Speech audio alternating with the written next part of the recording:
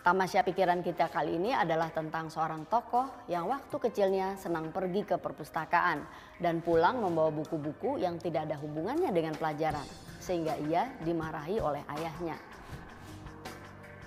Dan ternyata setelah dewasa, identitasnya ada dua, tukang cerita iya, orang alim juga iya. Roman pertama yang ia ditulis, judulnya Si Sabariah pada umur 20 tahun. Dan novel pertama yang ia tulis di bawah lindungan Ka'bah pada saat ia berumur 30 tahun. Dia adalah Haji Abdul Malik Karim Amrullah yang biasa disapa Buya Hamka, seorang ketua pertama Majelis Ulama Indonesia. Hamka adalah ulama pejuang, bukan ulama bisnis atau yang memiliki otak bisnis. Memang rumahnya ramai dikunjungi oleh orang, tapi bukan pejabat, melainkan awam yang minta nasihat dan ia tidak memungut biaya sepeser pun. Di tengah gebiar selebritas seperti sekarang, sosok seperti Buya Hamka ini terasa langka.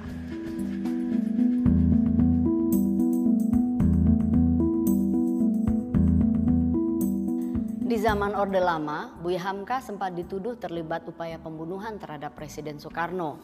Ia ditahan selama 2 tahun 4 bulan tanpa diadili. Buku-bukunya dilarang. Selama 15 hari 15 malam pertama, ia diperiksa non-stop. Dan hal ini menyebabkan ia frustasi sehingga terfikir untuk bunuh diri. Namun dari dalam penjara inilah Buya Hamka berhasil menyelesaikan tafsir Al-Quran 30 juz yang fenomenal itu.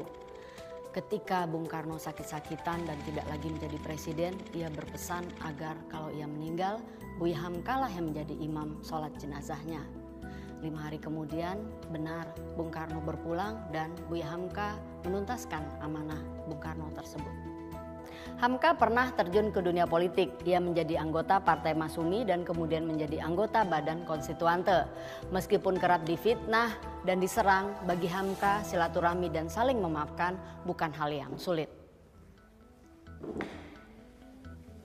Salah satu yang berseberangan paham dengan Buya Hamka adalah Pramudia Anantatur.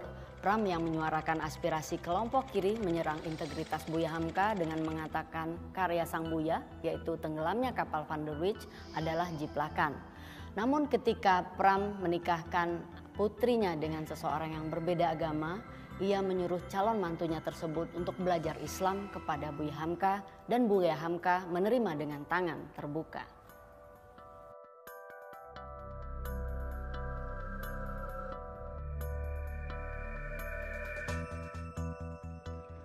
Muhammad Imaduddin Abdurrahim menyebut Buya Hamka adalah ulama pertama Indonesia yang berhasil menggunakan sastra dalam menyampaikan pesan-pesan keislaman Al-Quran dan hadis. Pada 1981, Buya Hamka mengundurkan diri sebagai Ketua Majelis Ulama Indonesia karena perbedaan pendapat dengan pemerintah mengenai perayaan Natal. Pada tahun itu juga ia tutup usia. 2018 adalah bertepatan dengan 110 tahun kelahiran Buya Hamka. Kepergiannya telah lama senyap, tapi jejak sejarahnya